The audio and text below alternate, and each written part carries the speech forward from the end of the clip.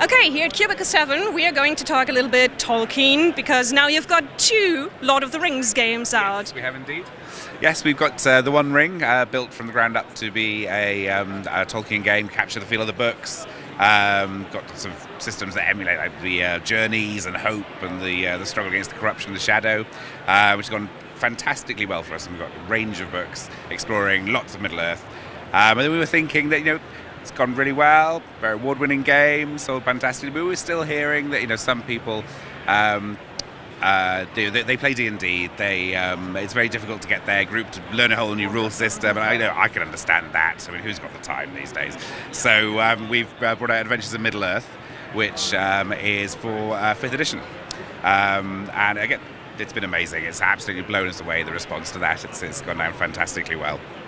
How much did you have to tweak the 5th edition D&D system to make it fit to Tolkien's world and to the background of the world, especially for the characters? Because not everyone is heroic. It's more like a lot of broken characters and struggling on against dark, mighty evil. So how do you get the setting across in 5th edition? It was really important to make sure that it still felt like a game of 5th edition. So we wanted people who would be familiar with how everything worked. So the approach that we've taken is that we brought in new options for character generation. So we brought in the cultures from Middle-earth. We brought in some new classes, but also we didn't want to be dictating to people what Middle-earth was. We wanted them to be playing in their Middle-earth. So it's very much takes that sort of yes and kind of approach. So people can build in whatever they want to do. If they want to have lots of spellcasts and things like that, then all of those destroy my booth. All of those options are already in 5th edition, and fantastic, so people can just take what they want.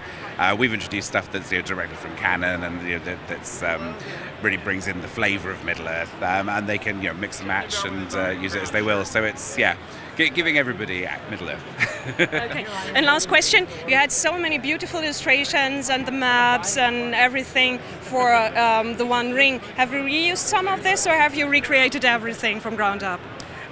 We have brought over content from the One Ring, so there's new stuff as well. But so much great content that we had for the One Ring, so many good supplements that there's a lot of material there that we're representing for 5th edition. And it would probably hurt not using those illustrations. Oh yes, oh, they're too beautiful. So yesterday at the Annies, we asked you about how does it feel to have 2 of them. That was during the intermission, and with how many did you end up? 5. It was a bit nuts. Yeah, it was getting a bit silly after a while, but it was incredible. I mean, it just shows how magic that the magic that game has captured. It's just at the right time, obviously, with Stranger Things being such a huge hit. Simon Sullenhag's artwork is just exactly at the right moment, and it's been so viral, spreading everywhere, and just basically playing kids on bikes fighting monsters is, I mean, who would have thought? What a great idea.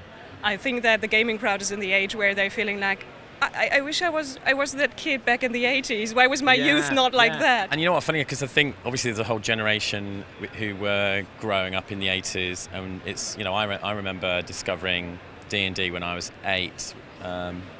When was that? I can't remember, but it was like early 80s, and so it's got that sort of nostalgic, kind of fuzzy, warm feeling of it was cool back then. And that kind of feeling of first discovering monsters, as a gamer. So I think that's what's helped, and it helps that it's been a beautiful book. It's a great game, and people have just lapped it up. So. Have you already heard from the people at Free League? No, not yet. No, I think maybe they're sleeping in, because it's obviously like a few hours ahead. So I think they're probably going nuts in Sweden, getting drunk on beer and meatballs. So.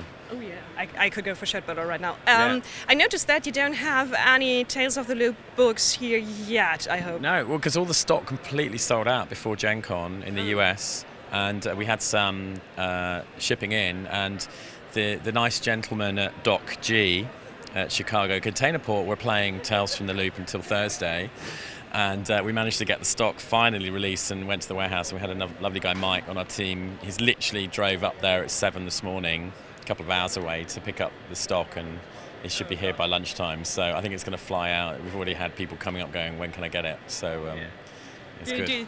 Do you take kind of vouchers like I want to have a book? Can I get it guaranteed? Yeah, maybe we should. Yeah, I think it's. I'd be first in line right now. Okay. Yes, we're going to be waiting. So. Okay. Great. And last question is: do you think that this is kind of also showing that the American market is more than ready for European games? Oh yeah, I mean, Free League have done Mutant Year Zero, which has been a big hit. Gen Lab Alpha, which is the extension where you play mutant creatures.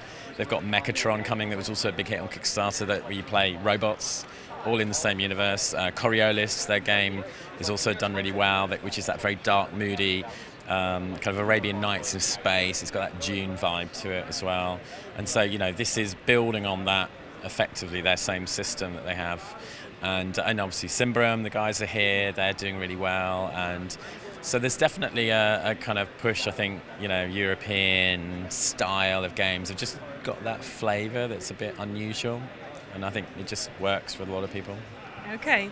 And I hope it keeps on rolling like that for you and Modiphius and Free League. Yes, yeah. I mean, Star Trek's been a big hit here as well. So we've been really, really fortunate to have some beautiful, really great games. So.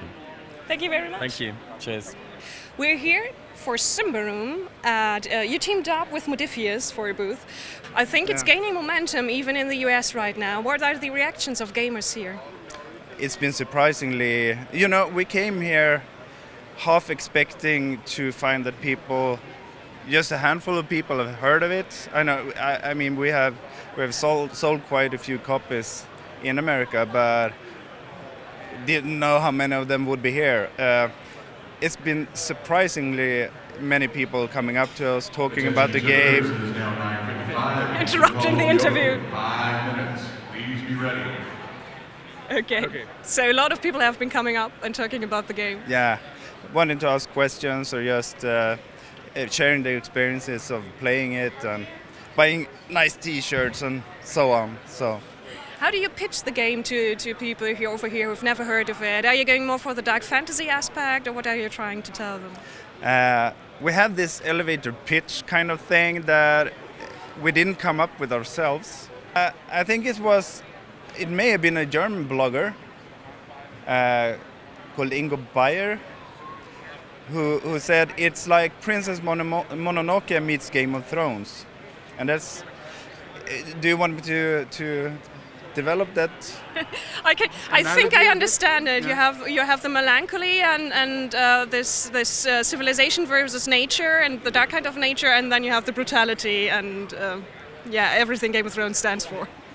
Brutality, well, yeah, it's a little bit more mature, maybe a little bit more serious than your average heroic fantasy game. Do you have the feeling that people kind of expect this out of a Swedish game because you're Scandinavian and people think you're moody, or is it just a coincidence? That's a hard question to answer. Would you say this is a typically Swedish game? Is it something that is kind of what is popular in your gaming scene? It's been out in Sweden for like little more than 3 years. So also in Sweden people are still discovering it. But they seem to like it.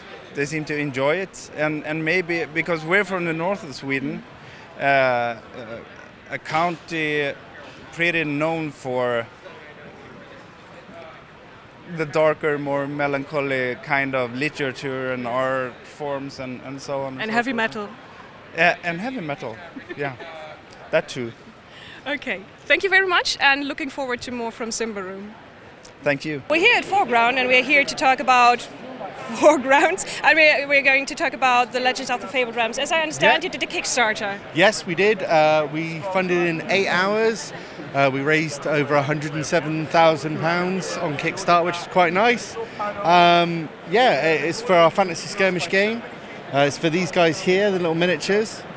And it's a small-scale skirmish game with a legacy component, so your characters can die, they can grow, they can evolve. Unfortunately, if they die, that's it, they're dead. But and we did a lot of terrain on it. So this, for instance, is our witch's hut. And if you see inside, it's got her little throne. And then we also have our windmill, which is here, and the sails turn. So these were all part of the Kickstarter, and like all the other buildings, they've got internal details. So at least at Gencon you still take late backers who missed your Kickstarter and can get in on it? Yes, we're doing, if you go to the Kickstarter page, or you can somehow get that QR code, then you can do late backers up until the 6th of October. Okay. If you go on there, you can just click the link and it will take you straight through. Okay, and did you, as 4Ground, start out with kind of the model kits like this with the buildings, and then you decided to make a game, or which way was it around? Yeah, so we decided we were doing model kits first. So what we did was we started working with Warlord Games to start off with. We made a Rorke's Drift building, and then from there we decided we liked doing it so much that we'd carry on making buildings. The world of Fabled Realms, we've been like role-playing and playing in as a group for about 18 years now. And then we decided, well, why not? Let's give it a go. So yeah, we decided to start making a war game from it. Yeah. And we'd already started, like the house rules became the real rules effectively. And that includes the cards, the custom dice. It's the 4th day, so it's a bit of a jumble, but yeah, check out the Kickstarter page. It's on there. It's got gameplay videos and descriptions on how the rules work and things like that. So yeah, check it out. I have a few more questions about the model kits because they just look amazing. So I understand they all come pre-painted. And what are they made of? What's the material? So they're made of a mixture of MDF and card. So some of them will be card bits. So the panels on this are made of card. The other bits are MDF, so you can see. But they are pre-painted, so when you glue your one together, it will look exactly like that. Okay, that's going to cut down the time for a lot of people assembling. Yeah, I find it hard enough to paint my own miniatures, let alone the terrain. Okay, thank you so much. That's all right. And good luck with getting more people into the game and having late backers. All right, thank you very much, and I hope you're having a good show. Yeah. Vielen Dank, dass ihr uns über die Gencon 2017 begleitet habt. Ich gebe zu, eigentlich egal wie viel wir hier hätten machen können, es wäre nur ein bisschen an der Oberfläche kratzen gewesen, aber wir sind obendrein auch noch für andere Sachen verpflichtet. Wir sind unter anderem auch für Ulysses-Spiele hier und nicht nur für uns, für Orkenspalter TV.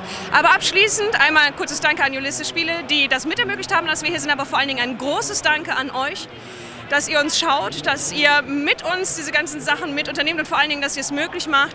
Ein riesen Dankeschön an unsere Patrons auf Patreon. Wir hatten euch versprochen, dass wir eure Unterstützung umsetzen, hierher kommen. Wir haben es gemacht und ich hoffe, wir haben euch ein paar schöne Eindrücke mitbringen können. Das hier war noch nicht alles. Es werden noch ein paar kleinere Videos und Schnipsel folgen, die wir noch nebenher gedreht haben oder die wir für Ulysses gedreht haben und die wir auch hier auf den Kanal packen werden. So, jetzt aber tschüss von der Gencon in Indianapolis und wir sehen uns wahrscheinlich eher auf einer Convention in Deutschland oder im nächsten Video, das dann vermutlich nicht mehr von hier sein wird oder zumindest aus der Konserve nochmal von hier. Das war jetzt kompliziert, tut mir leid. Es ist der 3. Tag dieser Messe und ich bin ein bisschen überwältigt. Macht's gut!